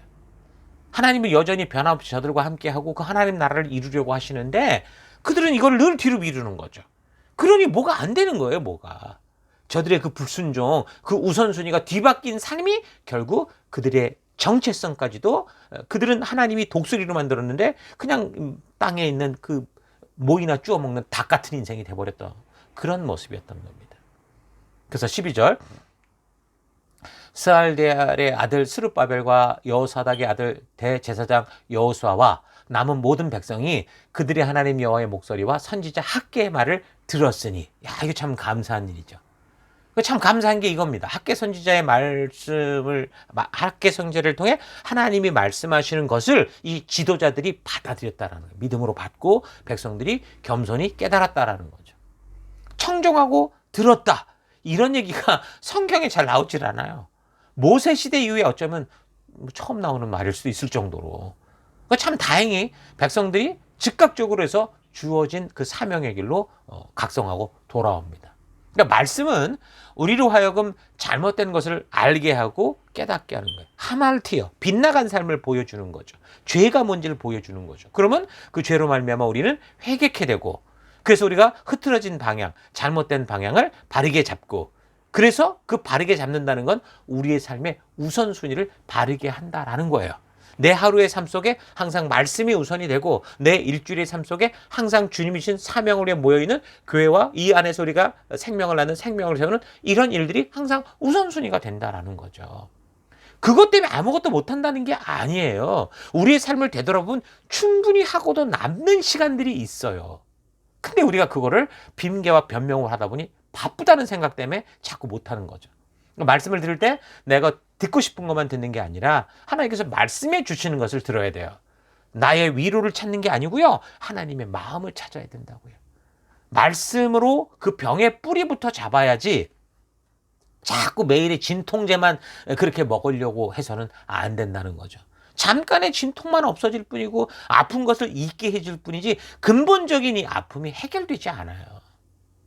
그렇게 말씀을 듣고자 하는 우선순위가 그래서 바르게 잡히고 근본부터 고치는 하나님과의 동행의 관계가 회복이 되면 우리의 무너진 마음이 참된 위로를 얻어요. 삶의 어떤 이 변화가 확 이루어지지 않아도 우리 마음속으로부터 변화가 일어난다고요. 그 삶이 무너지는 문제의 근원을 온전하게 고칠 수 있어서 궁극적으로는 비록 내 삶의 환경이 어둡고 답답하고 절망 속에 있어도 나는 소망을 보고 그 어두운 사망의 음침한 골짜기 속에서도 빛을 따라 나아가는 진정한 회복과 해결이 이루어진다라는 거죠. 자, 그래서 2장 7째 달 곧 그 달 20일에 여호와의 말씀이 선지자 학개에게 임하니라. 이르시되 너는 유다 총독 스룹바벨 그리고 여호수아 그리고 남은 백성들에게 말해라 라고 말하면서 너희 가운데 남아있는 자 중에서 이 성전의 이전 영광을 본 자가 누구냐. 그러니까 그 전에 솔로몬 성전이 지어졌던 걸 그러니까 포로전에 봤던 사람이 있냐. 이것이 너에게 지금 어떻게 보이니? 이것이 너희 눈에 보잘것 없지 아니하냐 이렇게 말씀합니다. 이 말이 왜 이 말이 나오냐면 현재 지금 재건하려고 했던 성전의 규모가 옛날 솔로몬 성전의 그 규모에 비하면 너무 초라했고 너무 형편이 없었어요. 그러니까 어떤 사람들은 그걸 보면 낙심했던 거죠. 이렇게 와서 이렇게 하고자 하는 게 결국 요 정도 만들려고 이런 거. 그래서 이 성전을 제대로 지으려고 하니까 야, 이게 옛날에 이게 아닌데 이래가면서 이제 성전 규모를 가지고 이제 또 왈가왈부 말이 많아졌던 거죠. 이럴 바에는 하지 말자. 이런 얘기도 났을 것 같아요. 그러니까 하나님께서 맞다. 분명히 성전 규모는 솔로몬 성전에 비하면 정말 초라할 거다라고 말씀하시는 거예요. 그래서 4절 그러나 여호와가 이르노라 스룹바벨아 스스로 굳게 해라. 여호사닥의 아들 대제사장 여호수아야 스스로 굳게 해라. 여호와의 말씀입니다. 이 땅 모든 백성아 스스로 굳게 하여 일할지어다. 내가 너희와 함께 하노라. 만군의 여호와의 말씀이다. 그러니까 건물의 규모가 문제가 아니라는 거예요. 나는 지금 좁고 화려한 성전을 만들자고 하는 게 아니라 비록 초라하고 보잘것 없어도 바른 마음, 지금 하나님과 살아있는 하나님 나라를 이룰 수 있는 우리의 집중된 이 마음이 지어져 가기를 원한다라고 말씀하는 거죠. 그러니까 하나님은 겉을 보시잖아요. 화려함을 보는 게 아니라고요. 겉이 초라해도 그들의 마음 중심에 하나님의 뜻과 하나님이 함께 하느냐 이게 중요하다는 거예요. 오늘 이 시대가 지금 사실 화려함, 늘 신형으로 나오는 그 브랜드 새로운 거, 늘 그 신형 이런 데 다 넘어가지 않습니까? 쉽게 속고 유혹되고 그렇게 거칠애가 그게 달해 있어요. 전부 무슨 명품을 거르고 다녀야 무슨 사람처럼 보고 그냥 뭐 정상적인 옷 입고 다녀도 표가 없으면 사람을 바보로 보고 그 사람을 겉으로 판단하고 모두가 겉모습 치증하느라고 정신이 없죠. 완전히 똥덩어리에다가 저 명품 치장해내는 그런 세대인 거예요. 그러나 우리는 성도는 화려한 길, 좋은 관계를 찾아가는 이 사람들이 아니라 좁지만 바른 길, 말씀대로 살아가는 바른 관계, 그저 좋게 지내는 좋은 관계가 아니라 말씀 따라가는 바른 관계를 따라 순종의 길을 걷는 사람들이라고요. 다니엘처럼 어떤 상황이 다가와도 그 포로된 곳에서도 하나님 말씀대로 살겠다라고 뜻을 정하는 그런 존재라고요. 하나님의 말씀대로 살 것을 결단하고 그 가치를 따라 살겠다고 그래서 우리는 마음을 굳게 정하고 그 뜻을 따라 살아가야 되는 그게 바로 뭐예요? 성도의 삶이라는 거예요. 하나님은 어제나 오늘이나 세상 끝까지 절대로 변하는 분이 아니시라고요. 5절 너희가 애굽에서 나올 때 내가 너희와 언약한 말과 나의 영이 계속하여 너희 가운데 머물러 있나니 너희는 두려워 말아라. 변찮은 하나님이다라는 거예요. 규모, 어떤 양 속지 말아라. 하나님의 진심과 진리가 통하는 공동체가 된다면, 그런 사람이 된다면 신의 산 언약처럼 그 약속대로 내가 이룰 거야. 너희 5이 100을 쫓아내고 너희 100이 10,000명을 쫓아낼 것이다. 너희 대적들이 너희 앞에 칼에 엎드러질 것이고 내가 너희를 돌아보아 너희를 번성케 하고 너희를 창대케 할 거야. 내가 너희와 함께 내가 했던 언약을 그대로 행할 거야. 이거를 하나님이 계속 말씀하시는 거예요.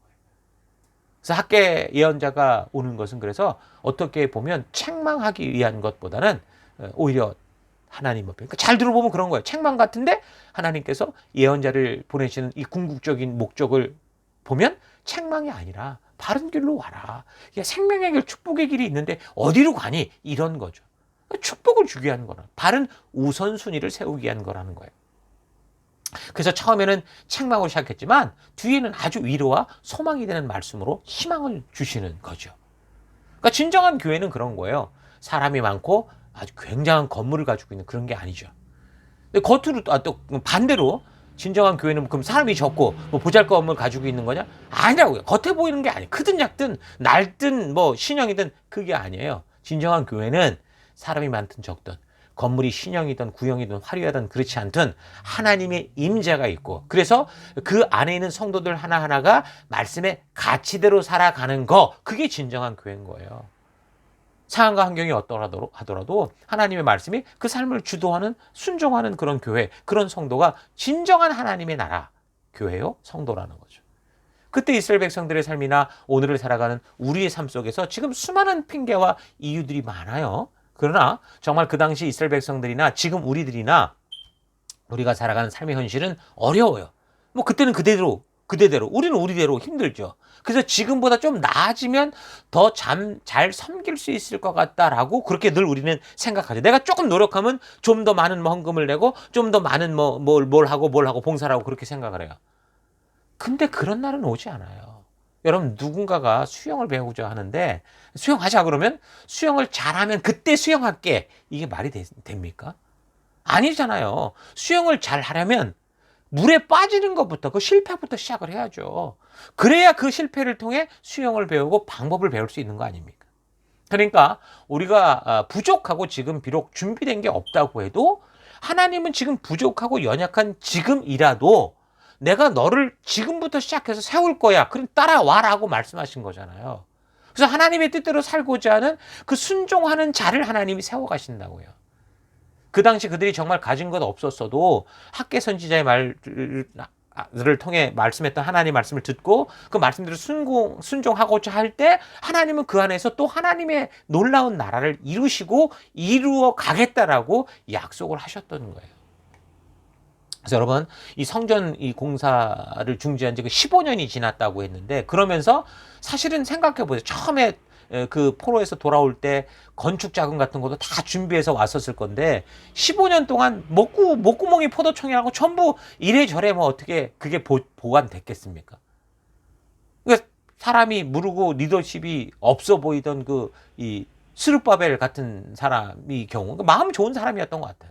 그러니 그 뭔가 주도적으로 그걸 이끌지 못하고 그냥 같이 휩쓸렸던 건데, 그런데 하나님이 또 믿음으로 서고자 할 때 바로 이렇게 연약한 사람을 통해서도 당신이 놀라운 일을 이루어 가십니다. 이 스룹바벨에 대한 정보는 성경에 많이 없는데 유대 역사가 요세푸스의 그 기록에 의하면요, 스룹바벨과 이 지금 우리가 말했던 이 다리오 왕이 예전부터 친구였던 거죠. 어릴 때 친구였던 사이라고 합니다. 그래서 다리오는 만약에 자기가 왕이 되면 예루살렘 성전 재건하고 하나님의 모든 김을 가져왔던 거 내가 다 돌려보낼게, 뭐 이런 식으로 말도 했다고 그래요. 근데 마침내 그가 결국에 어떻게 됐어요? 페르시아의 3번째 왕이 됐던 거죠. 이 왕이 될 만한 그런 아니잖아요. 퀴로스의 혈통이 있는데 어디 자기가 왕이 되겠어요? 근데 그런 얘기를 했고, 그런 얘기를 가진, 이 생각을 가진 자를 하나님이 결국에는 어떻게 하는 거예요? 페르시아의 3번째 왕으로 세운 거죠. 자, 그래서 이제 스룹바벨이 학개 선지자의 이런 이 충고를 듣고 난 후 직접 이제 다리오를 만나러 갔다는 겁니다. 그래서 다리우스 1세를 통해서 성전 재건을 다시 시작하는 허락도 받게 되는 거고, 이제 그 모든 이 재료들, 어떤 자원들도 지원을 받을 수 있게 되는 거죠. 생각해 보세요. 만약에 역사 속에서 캄비세스가 죽지 않고 계속 왕이었다면, 또 그 가짜 스메리디스가 페르시아의 권력을 가졌다면 아마 성전 재건은 이렇게 멈춘 상태로 그냥 미궁 속에 빠져 들어갔을 겁니다. 그러나 그런 페르시아의 이 악한 역사 속에서도 하나님께서는 이 백성들로 하여금 하나님과의 관계를 바르게 하는 성전을 완성해낼 수 있는 그런 준비를 해오셨던 거예요. 그래서 결국은 그렇게 다리오가 왕이 됐고, 그래서 불과 4년 만에 사람들이 무능하다고 손가락질을 하던 그 스룹바벨의 손에 의해서, 그를 통해서 완전히 성전 재건을 완성을 하게 됩니다. 그래서 이제 우리가 역사 속에서 이 성전을 스룹바벨 성전이다 이렇게도 부르는 거예요. 자, 그렇게 성전을 완공하고 나서 보니까 BC 538년에 그 고레스 칙령이 났고, 준비해서 오니까 BC 536년이었는데 도착하고 7개월 동안 그들이 이 삶을 터를 준비하고, 그 후에 이제 제단 쌓고, 그리고 이제 도착한 지 둘째 해, 그러니까 BC 535년 둘째 달에 성전 기초를 놓으며 성전 기공식을 하게 됐고, 그 후에 이제 주변국들의 방해 때문에 어떻게 했어요? 15년 동안 멈추게 됐지만, BC 520년쯤 학계 선지자의 도전으로 공사가 재개되어서 이 다리우스 왕의 직접적인 지원을 받아낸 스룹바벨을 통해 결국 4년 정도 만인 BC 516년에 이 성전 재건을 완공하게 된 겁니다. 자, 이게 놀라운 건 뭐냐면, 그렇게 보면 하나님께서 선지자를 통해 예언하셨듯이 딱 70년 정도 만에 포로에서 예루살렘으로 돌아오는 것도 이루어졌고, 또 성전 파괴 때로부터 성전이 재건되기까지도 70년이라는 아주 정확한 이 시간들이 들어간 걸 볼 수 있습니다. 그러니까 사람이 방해를 하거나 게으름을 피우거나 이럴 수도 있고 저럴 수도 있는데, 결국은 어떤 거예요? 하나님께서 예레미야 선지자를 통해 예언하셨던 대로 정확하게 70년 만에 모든 것이 회복되는, 그러니까 하나님의 역사, 하나님의 약속이 성취되기 시작하는 것을 보여주시는 겁니다. 자, 이런 하나님이 항상 우리와 함께 해주십니다. 우리 주변에 벌어지는 일들, 주변의 상황과 환경의 상태로 하나님의 존재를 파악하려고 하지 말라는 거죠. 학계가 도전을 주는 때에 이 사람들의 상황은 성전을 지을 자금도 다 없어졌고, 누구든 상식적으로 생각해도 지금 때가 아닌 거라고 느낄 만큼 아무런 어떤 기회가 없었던 거죠. 그러나 하나님은 그 백성들이 더 이상 핑계를 대고 불순종하지 않고 순종하고자 할 때, 그 불가능 속에서 또 기적을 만드시는 거예요. 기적적으로 그 페르시아 역사 속에 다리우스를 왕으로 세우시고, 그래서 성전 재건 역사가 가능할 수 있도록 준비하셨던 거죠. 그러니까 때가 안 됐다거나 하나님의 도우심이 없다던가 스룹바벨의 리더십에 문제가 있는 게 아니라, 바로 우리의 믿음의 문제가 있다라는 사실 잊지 마십시오. 우리가 어려운 환경을 만날 때, 그럴 때마다 우리가 그곳에서 주저앉고 무너져 앉는 자들이 아니라, 오늘 학계 선지를 통해 우리에게 말씀하시듯 부르심을 따라 담담히 믿음으로 우리가 한 걸음 한 걸음 이겨가는 우리가 될 수 있기를 바랍니다. 자, 지금 말씀대로 살아가는 여러분의 우선순위가 지금 다 무너졌기에 자꾸 나오는 우리의 고백이 있다면, 잘 발견하셔서 이번 말씀을 통해 잘 발견하시고, 그래서 생존을 핑계로, 욕심을 핑계로 하나님께서 주신 사명을 뒤로 미루는 그런 핑계대는 인생이 아니라, 비록 부족하고 연약해도, 아직 준비가 잘 되지 못했고 우리가 아무것도 없는 것 같아도, 하나님이 지금 하라 하시기에 그대로 순종함으로 하나님이 이루시는 놀라운 기적을 우리가 오늘 만들어내는, 기적을 이루는 여러분들 될 수 있기를 주의 이름으로 축원합니다. 자, 계속해서 우리 다음 주 살펴보도록 하고요. 우리 들은 말씀을 가지고 잠시 묵상하며 우리 기도하겠습니다. 함께 묵상하시겠습니다. 우리가 이 시대에 부름받은 하나님의 백성으로 살아가면서 하나님이 나와 함께 하시는가 하는 것을 이 주변의 상황이나 환경의 상태, 얼마나 많은 사람들이 좋아하냐 아니냐, 이런 느낌만을 따라 파악하지 말아야 됩니다. 하나님은 절대로 우리를 떠나지 않으시고 우리에게 말씀하신 것은 항상 끝까지 지켜주십니다. 그래서 우리가 이런 부르심을 잊지 않고 지금 우리가 살아가는 삶의 현장 곳곳에서 믿음으로 살아가는 믿음의 결단이 참 중요한 거죠. 그래서 우리가 삶 속에서 만나는 문제들을 잠시 잊기 위한 어떤 그런 방법으로 하나님을 금송아지로 만들고 이런 식으로 진통제 맞고 머무르려는 그런 삶이 아니라, 그 문제의 뿌리를 뽑아내고 오히려 그 문제들을 축복의 기회로 만들 수 있는 그런 믿음의 삶 살아가기 바랍니다. 말씀대로 가야 돼요. 말씀의 가치를 따라, 약속을 따라 갈 때 그게 회복이 된다고. 그럼 뭐가 말씀의 가치를 따라 살아가는 거냐? 그 하나님이 주신 사명이 우리 삶에 항상 가장 우선순위가 되는 삶을 살아가야 되는 것, 우리 잊지 마십시다. 자, 그런 삶의 우선순위를 우리가 온전히 세워가는 그런 마음을 가지고 살아가야 되는 것 잊지 않고 우리가 우리를 되돌아보며 그러지 못했던 것 회개하고 또 그렇게 살겠노라고 결단하고 우리 주님 부르신 대로 함께 기도하며 나아가는 시간 갖겠습니다. 잠시 함께 기도하기 원하는데 첫 번째, 하나님의 함께 하심을 내 느낌, 내 주변의 상황을 따라 의심했던 것 용서해 주옵소서 회개하시고, 두 번째, 하나님은 언제나 나를 떠나시지 않으시는데 늘 핑계와 변명을 만들고 순종을 피해왔던 것 회개합니다. 용서해 주옵소서 기도하시고, 세 번째, 내가 이겨야 할 문제들이 불순종의 이유가 되지 않고 나로 상상할 수도 없는 축복의 세계로 인도하시는 믿음의 세계의 문을 여는 하나님 그런 기회를 삼는 내가 되기 원합니다. 기도하시고, 마지막, 하나님 내 삶에 하나님의 자녀로서 무너진 삶의 우선순위를 다시 회복하며 주의 임재 가운데 나아가길 원합니다.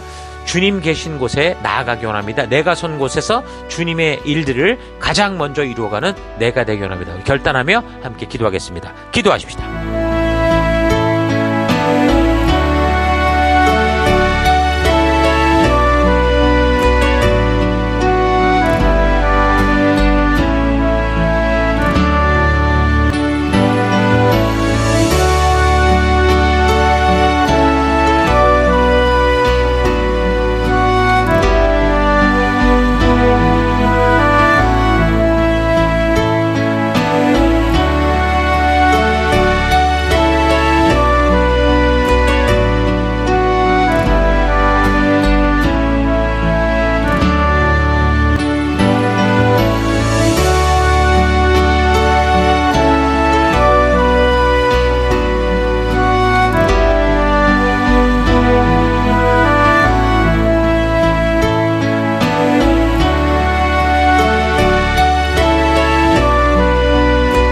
하나님, 오늘도 우리가 에스라서를 통해서 또 학개의 선지자를 통해서 우리에게 말씀하시고 우리의 삶의 현실을 보게 하시는 하나님의 그 귀한 마음을 만났습니다.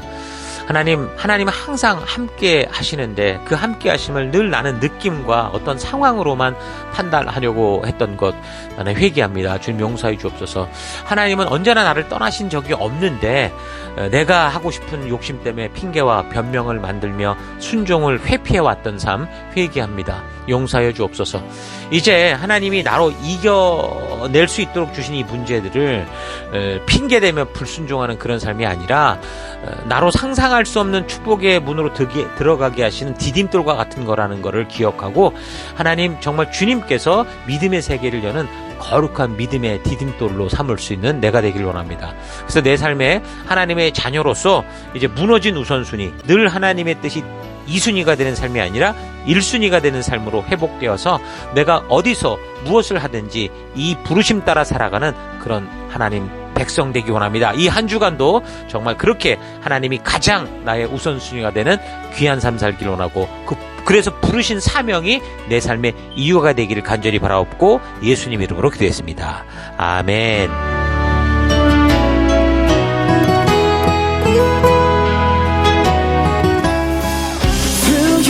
I can do anything. Oh, I can do all things. 'Cause it's you. 6월 30일 교회 소식을 함께 나누겠습니다. 이번 주는 2024년 셀위크 22번째 주간입니다. 우리는 셀 모임을 통해 생명 낳는 생명을 세우는 사명을 감당하고 있습니다. 생명 낳는 생명을 세우는 사명은 하나님의 전적인 은혜로 구원받은 모든 성도들의 존재의 이유입니다. 이것을 위해 우리가 구원받았고 우리가 이곳에 한 교회로 모여 하나님 나라를 이루며 지금까지 달려가고 있는 것입니다. 그러므로 모든 성도는 영적인 가정 셀에 속하여 말씀의 기초를 확실하게 쌓으며 그 말씀 위에서 지체들과 서로 격려하며 하나님께서 순종하는 우리를 통해 이루시는 치료와 회복의 놀라운 은혜들을 누리시기 바랍니다. 사랑의 돌봄과 성경과 역사 교육, 이것이 가장 중요하고 부름받은 자들의 핵심적인 사명인 것을 잊지 말고 셀 모임으로 적극적으로 모여주시기 바랍니다. 6월 5째 주인데요. 매월 5번째 주간 저희 교회가 집중하는 사역 포인트는 우리 교회가 존재하는 목적을 되새기며 우리의 사역을 재점검하는 것입니다. 2024년 사람을 세우는 교회임을 잊지 않도록, 사랑을 가지고 사명을 이루는 교회 되도록, 방향을 잃지 않고 열심을 다하는 교회 되도록, 사명을 위해 구별하신 거룩한 교회 되도록, 말씀대로 용기 있게 순종하는 교회 되도록. 매 주일 예배를 마치며 우리가 구호로 외치는 것은 우리의 존재의 이유이고 우리의 기도의 제목이며 우리가 하나님이 주신 사명을 감당해가는 아주 중요한 원칙이요 가치이기 때문입니다. 잊지 말고 부르심을 가슴에 새기고 각자 보냄을 받은 사명의 현장을 믿음으로 감당해 나가십시다. 2024년 중간 에킵 모임이 진행 중입니다. 지난 주간 첫 모임을 시작으로 이번 주와 7월 첫째 주, 둘째 주까지 우리를 한 교회로 부르신 하나님의 뜻, 교회 존재의 목적과 그것을 이루기 위한 우리 교회의 방법과 약속들에 대해 나누게 됩니다. 속도보다 중요한 것은 방향입니다. 귀한 시간을 통해 부르심을 되새기는 시간들이 되기를 바랍니다. 중간 위킵 모임 관계로 6월 전체 동역자 및 리더 줌 모임은 하지 않습니다. 모두 위킵 모임에 집중해 주시기 바랍니다. 매월 첫 번째 주 금요일 모이는 줌 기도회 모임이 있습니다. 7월 5일 금요일 저녁 9시에 모입니다. 준비된 기도 가이드를 따라 각자의 공간에서 온라인을 통해 함께 모여 기도하는 기도 골방 모임입니다. 새로운 한 달을 시작하며 어떤 일이든 행하기 전에 먼저 하나님 앞에 함께 모여 함께 기도하며 함께 서로를 위해 사명을 위해 기도로 나아가 다니엘과 같이 거룩하게 살 것을 결단하는 시간으로 만들어 가십시다. 접속 방법은 각 셀 리더들과 연결된 카톡방을 통해 전달되는 접속 주소로 들어오면 됩니다. 저희 교회를 새로 방문해 주신 지체들을 환영합니다. 오늘 이곳 예배당 예배에 그리고 영상 온라인 예배에 처음 참석해 주신 분들을 주의 이름으로 환영합니다. 우리를 이곳에 부르시고 함께하게 하신 하나님께 감사하고 그 사랑으로 우리 모두 함께 귀한 교회로 하나 되는 시간들이 되기를 바랍니다. 오늘 예배 후 성도의 교제는 본당 옆 건물 웨스트팩 은행에 있는 교제실에서 모입니다. 장소를 잘 모르는 지체들을 잘 안내해 주시기 바랍니다. 모두 함께 오셔서 귀한 성도의 교제 가운데 하나님의 은혜와 축복을 경험하실 수 있기 바랍니다. 그리고 이어서 2024년 셀 중간 위킵 모임이 계속됩니다. 모든 셀 식구들은 계속되는 중간 점검 및 위킵 모임에 참여하여 우리가 나아가는 목적과 방향을 바르게 되새기는 시간들이 되기를 바랍니다. 다음 주일 예배 계속해서 스카스처치 예배당에서 예배 드립니다. 우리가 예배를 드리고 있는 멜번시티 CBD 안에 있는 스카스처치 본당에서 2시에 예배를 드립니다. 미리 예배 시간 5분 전까지 오셔서 거룩하고 귀한 예배, 하나님의 말씀으로 거듭나는 예배 되도록 하십시다. 우리가 드리는 예배는 계속해서 매주 영상으로 미리 준비되어 교회 사이트에 매 주일 오전 6시에 업로드됩니다. 또한 교회 유튜브에도 같은 시간에 업로드가 되니 어떤 이유로든 예배당 예배를 나오지 못하게 되는 경우 각자가 처한 처소에서 각자 가능한 시간에 하나님의 부르심 앞에 스스로 나아가 예배 드리실 수 있기 바랍니다. 내가 처한 어떤 상황과 환경 속에서도 변함없이 거룩한 예배자로 서서 온전한 예배를 드리실 수 있기 바랍니다. 지금까지 6월 30일 교회 소식이었습니다. 한 주간도 믿음으로 말씀 따라 승리하는 여러분들 되시기 바랍니다. 하나님 말씀. 계속해서 함께 우리 교회가 존재하는 목적을 외치고 축도로 예배를 마치겠습니다. 2024년 사람을 세우는 교회임을 잊지 않고 살아가는 교회 되기. 그 사명을 감당할 때 사랑을 가지고 사명을 이루는 교회 되기. 하나님이 주신 방향을 잃지 않고 열심을 다하는 교회 되기. 사명을 위해 구별하신 열방의 제사장 나라 거룩한 교회 되기. 어떤 상황과 환경 속에서도 하나님의 말씀대로 용기 있게 순종하는 교회 되기. 아멘. 자, 이런 부르심 잊지 마시고요. 이제 각자 보내받은 삶의 터 곳곳에 나아가서 그 어둠 속에서 참된 빛을 비추는 부르신 사명 따라 거룩한 빛과 소금으로 승리하는 거룩한 한 주 되시기를 주의 이름으로 축원합니다. 다 같이 기도하겠습니다.